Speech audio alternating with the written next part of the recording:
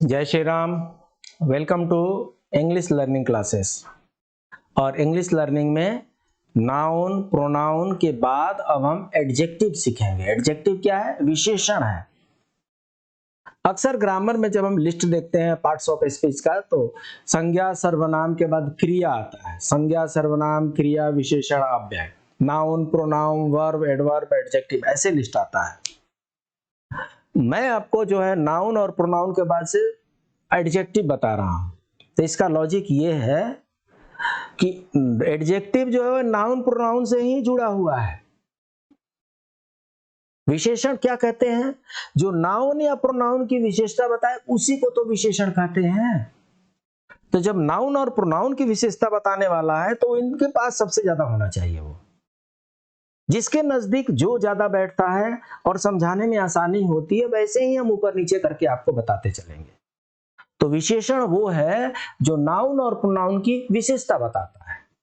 An adjective is a word when used with a noun or pronoun adds something to the meaning of the noun or pronoun. विशेषण वह शब्द है जो एक वाक्य में प्रयुक्त होकर के नाउन या प्रोनाउन को विशेषता प्रदान करता है। यहां पर एग्जांपल दिया हुआ है, she is a good girl. Sentence क्या है?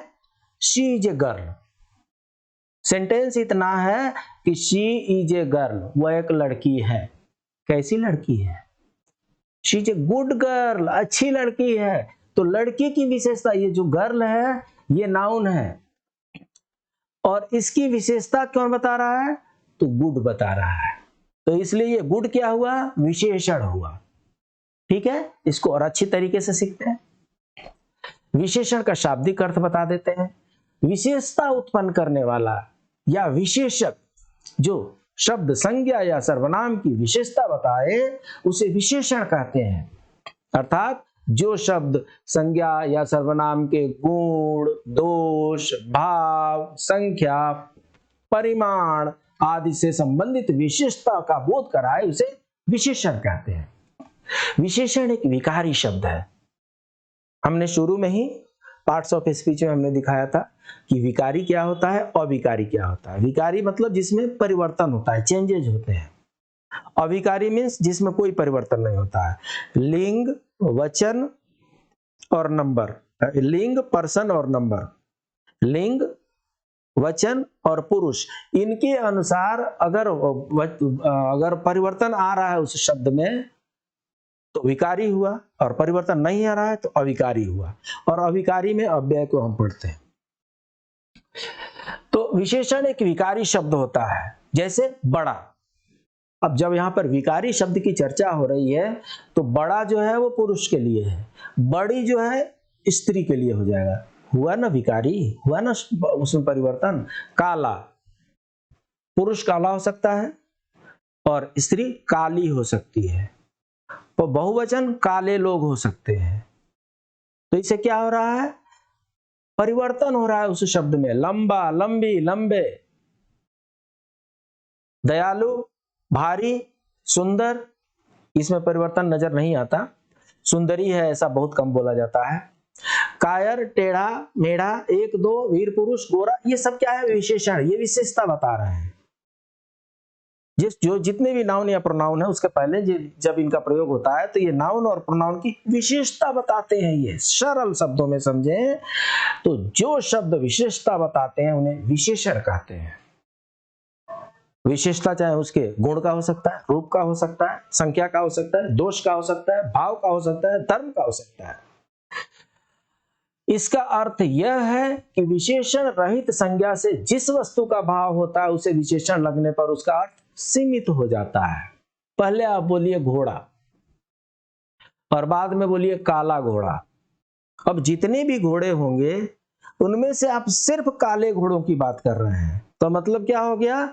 उसमें विशेषता लगने से उसके अर्थ सीमित हो गए, लिमिटेड हो गए। घोड़ा संज्ञा से घोड़ा जाति के सभी प्राणियों का बोध होता है, पर काला घोड़ा कहने से केवल काले घोड़े का बोध होता है, सभी तरह के घोड़ों का नहीं। यहां काला विशेषण से घोड़ा संज्ञा की व्याप्ति मर्यादित, सीमित हो गई, लिमिटेड हो गई। विशेषण वस्तु का स्वरूप बताता है। विशेषण संज्ञा का आभूषण कहलाता है। विशेषण भाषा को सजीव, प्रवाह में प्रभावशाली बनाने में बड़े ही समर्थ उपकरण का काम करता है।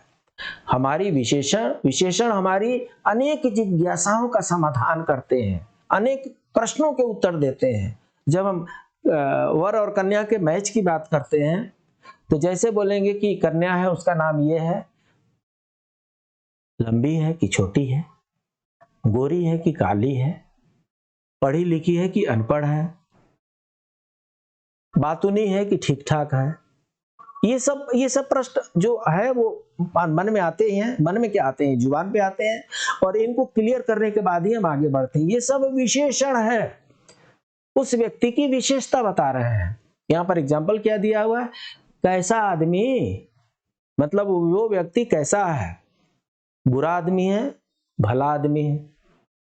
कौन विद्यार्थी, पहला विद्यार्थी या पांचवा विद्यार्थी? कितने लड़के? 5 लड़के, 10 लड़के? कहाँ के सिपाही? भारतीय सिपाही, रूसी सिपाही। विशेषण के उदाहरण जो है, आसमान का रंग नीला है, मोहन एक अच्छा लड़का है। लड़का जो है कैसा है? अच्छा है।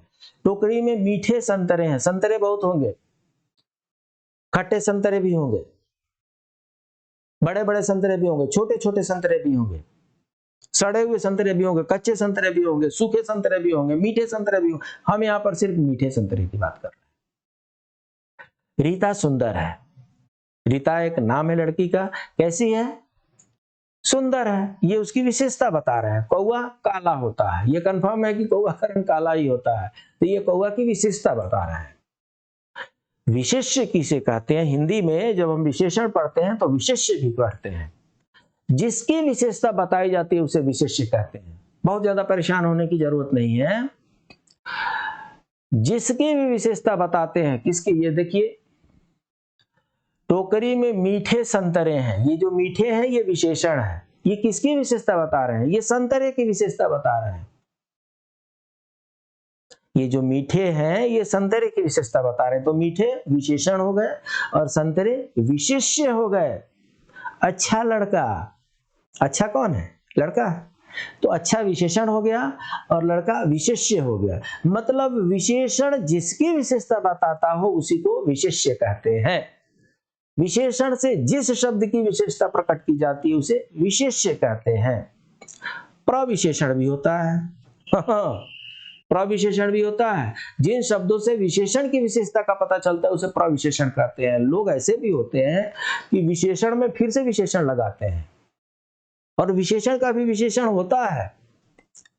मैं आपको बताता हूं, वो लड़की अच्छी है, तो लड़की कैसी है? अच्छी है, ये विशेषण हो गया। वो लड़की बहुत अच्छी है, ये अच्छी का विशेषण जो है बहुत हो गया। तो जहां पर भी हम विशेषण का विशेषण लगाते हो उसको प्रविशेषण कहते हैं। और इस तरीके से देखिए, यह लड़की बहुत अच्छी है, तो यहां पर जो मैं पूर्ण स्वस्थ हूं, मैं स्वस्थ हूं, स्वस्थ जो विशेषण हो गया, हेल्दी हूं, पूर्ण स्वस्थ हूं, ये विशेषण का विशेषण हो गया।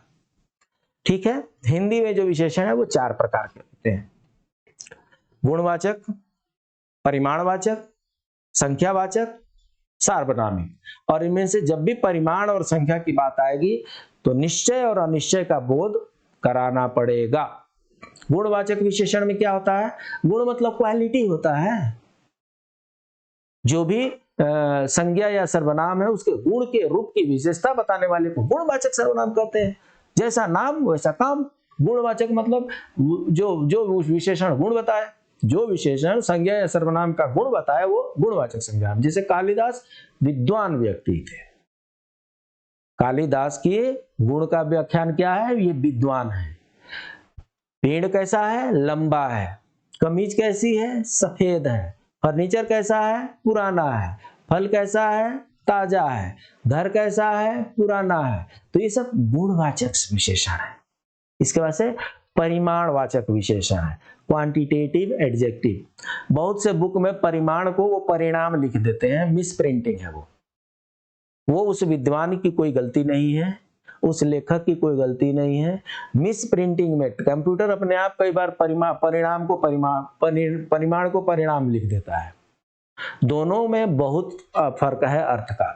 परिणाम मतलब रिजल्ट होता है, परीक्षा फल होता है ना, तो वो रिजल्ट हो गया, वो परिणाम हो गया। और परिमाण मतलब क्वांटिटी होता है, मात्रा होता है, तो ये मात्रावाचक है।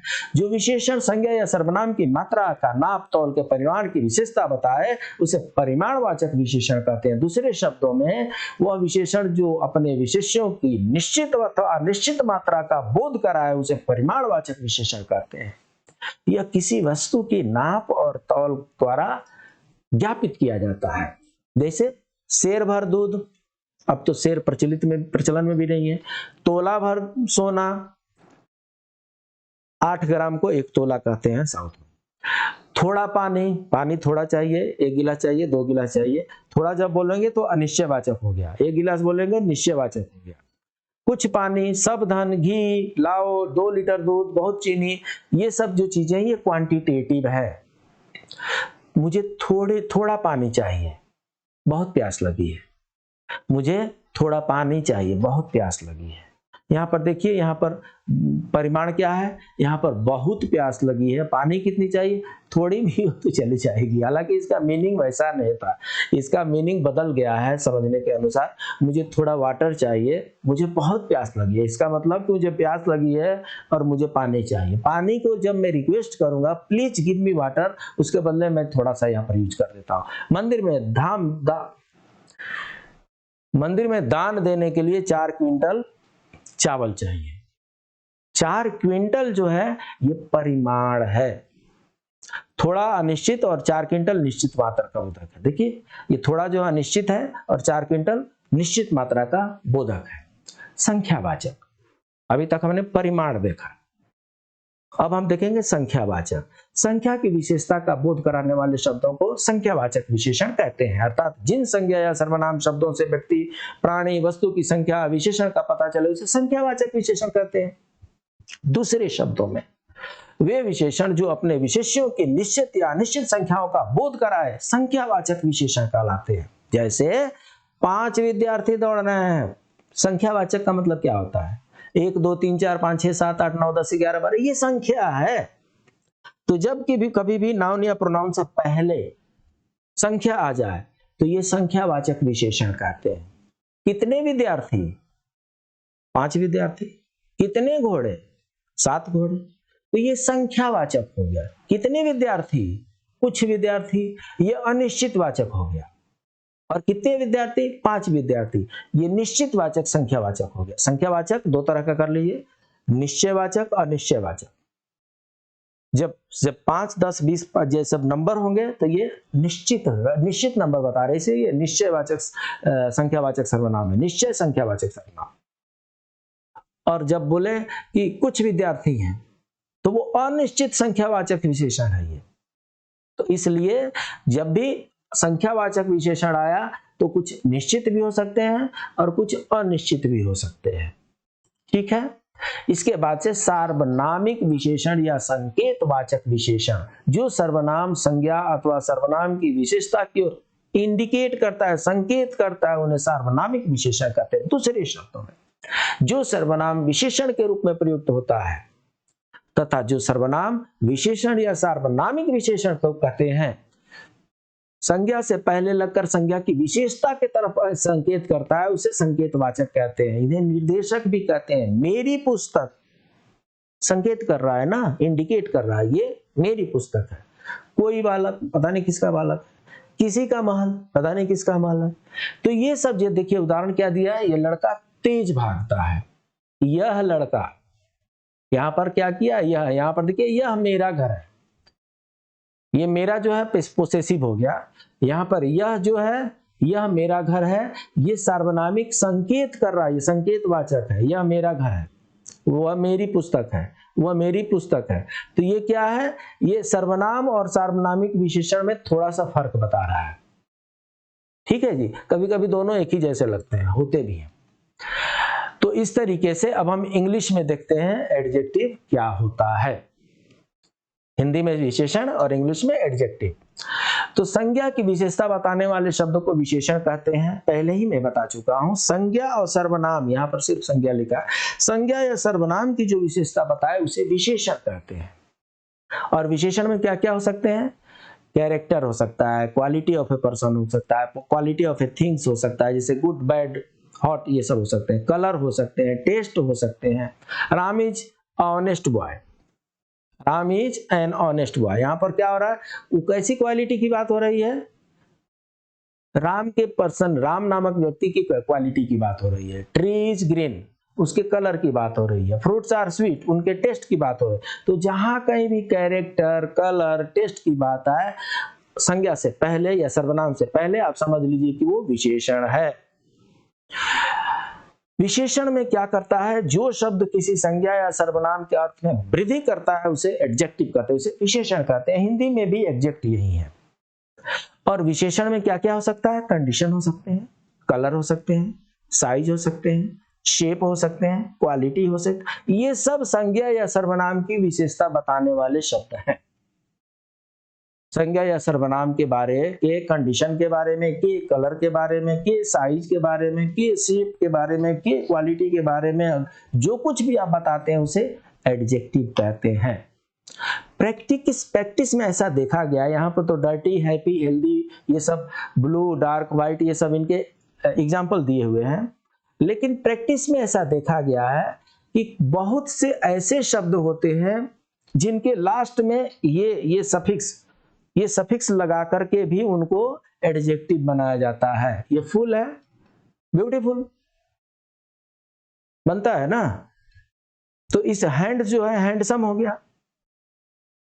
तो इस तरीके से ये देखिए, ये जितने भी चीजें हैं इनसे जोड़ करके भी एडजेक्टिव बनाया जाता है। कुछ इंपॉर्टेंट वर्ड है, एडजेक्टिव है ये। इन एडजेक्टिव को, ये लिस्ट है, और ये लिस्ट हम इसलिए लाए हैं ताकि आप इसको ठीक से याद कर सके। शब्दों का पावर बढ़ाना भी हमारा काम है। हम अगर सेंटेंस पैटर्न तो जानते हैं लेकिन वर्ड मीनिंग नहीं जानते हैं, तो दिस इज माई बुक, ये मैंने बुक तभी लिखा जब मुझे पता है कि पुस्तक का इंग्लिश में बुक होता है, नहीं तो मैं लिखूंगा दिस इज माई पुस्तक। गलत हो गया ना, ग्रामर पढ़ने से क्या फायदा हुआ? अगर हम ग्रामर पढ़ते हैं तो हमें उस भाषा के शब्दों को भी जानना जरूरी है। तो आपके वर्ड पावर को बढ़ाने के लिए टाइम टू टाइम मैं ऐसा लिस्ट आपको देता रहूंगा। ये बहुत ही हल्का है, ये आपके कॉमन यूज में है, ये डेली यूज में है, ये शब्द आते हैं। आप को ये रिकमेंड किया जाता है कि आप इसको अभी के अभी याद कर लीजिए, कल के लिए कोई चीज पोस्टपोन मत कीजिए, क्योंकि धीरे धीरे हमारा जो क्लास है वो थोड़ा सा हम बढ़ाएंगे। अब क्लास एक दिन में 3-3, 4-4, 5-5 वीडियो हमें जैसे जैसे टाइम मिलेगा हम आप बढ़ाते जाएंगे, लेकिन उसके लिए जरूरी है कि पहले आप समझे तो इससे पहले वाला, इसलिए आप इतना याद कर लीजिए। फिर मिलते हैं अगले क्लास में, तब तक के लिए जय श्री राम।